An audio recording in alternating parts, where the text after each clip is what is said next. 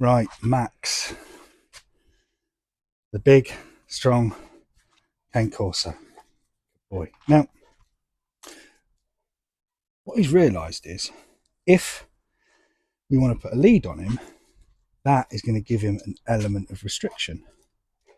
So he can't play silly buggers, have the time of his life, run up and down, and watch us play chase, which is a really, really, really fulfilling game for him to play. Now, the problem that we have, Max, is he doesn't know his name. So the first thing I need to do is teach him, if he hears his name and looks at me, great things are going to come. The reason why that's so important is because if he's not looking at me, we can't hold a conversation. I can't communicate with him. I can't either say, don't you dare, or go on, mate, away you go and have fun. So the first thing that we need to do is teach him what his name actually means. And that means every time you hear it, Max, Max, Max, every time you hear it, you need to look at me. However, I've got to give him a reason, and a beneficial reason and a positive reason for wanting to do that. Now, what we don't want to do is over egg the omelette by saying Max, Max, Max, Max, Max, Max, because very, very quickly we will dilute the power of our voice, and it will become boring, it will become monotonous, and it will just be kind of wah, wah, wah, wah, wah, wah, white noise into his ears, which he's never ever going to pay any attention to anyway. So what we need to do is say his name once, possibly twice. And if he's ignoring us, then what we will do is we will lure that eye up. So I'd stick a bit of treat on the end of his nose and lure his eyes up to me. Once he's looking at me, good boy, there's the reward. However, before we can actually do that, we need to have him under an element of control, being on one of these.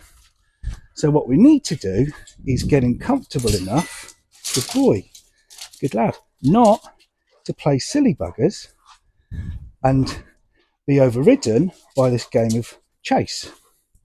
Now, as you can imagine, when he's in this zoom his head in the sky type thought process, I'm not going to get hold of him. What I might have to do is get hold of a collar, but he's still going to be stronger than me. He's still going to be more powerful than I am because he's got 4 feet on the floor, he's got more muscle than me, and he's got a lower center of gravity. So this is where patience comes into it, okay? And somebody says, oh, why do you walk up and down all the time? Well, because I want him to follow me. That's what I want. And this is why I'm constantly walking away from him, because I don't want him to get into the mindset of this game of chess. Chase, even. It is a bit of a game of chess. So let's see if while he's a bit distracted now, let's see if we can slip this over his head. Good. Come on in, buddy. So now we can start working. Now we can start putting some lessons into him. Thanks, mate. Thanks. Now he's restrained. So the first thing I want to do is teach him how beneficial it is, sit, to look at us. Just like that. And if he's looking at us, he's going to get a reward. Good boy. Let's get all this slobber off of you, mate. Okay, so if he's not looking at us, good boy, well done, we would call his name. And if he looks at us out of his own accord, then we would still give him a reward and praise. Max, still not looking. Max, lure. Good boy. There's a good lad. Good boy. Not on about sitting here, not on about all of the other fundamentals we need to do. At the moment, I just want him to look at me. That's all I want him to do. Good boy, there it is. Good lad. Offering him something, and this is one of those bacon strips that are quite common nowadays. But another good thing that we need to do is find what floats his boat. What does he find interesting? Is it food? Is it a reward? Is it a tennis ball? Max. Ooh, bit of interest. Lovely job. Right, good. So then that tells me that we can use games or play to hold his engagement. Max, Max, still not there. There it is. Good. Still not after this food, but what I want to do is offer it to him anyway, because one day he's going to take it.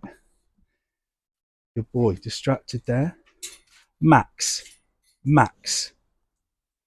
Not a clue. I may not as well be on the same planet. Okay.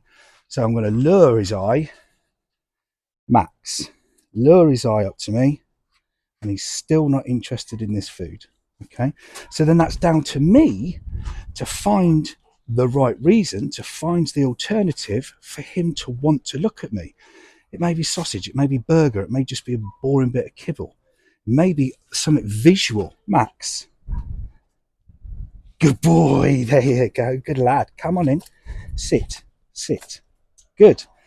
So we're getting a result with this tennis ball. Now again, like you just saw there, I wave this up too high, look at what happens, big dog. So be careful how you place or hold items that he is going to be interested in. Sit, Max, good boy, sit.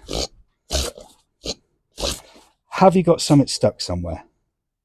No? Go on. Max, good, well done, there it is, good. So we're now using the ball as a lure to get his attention.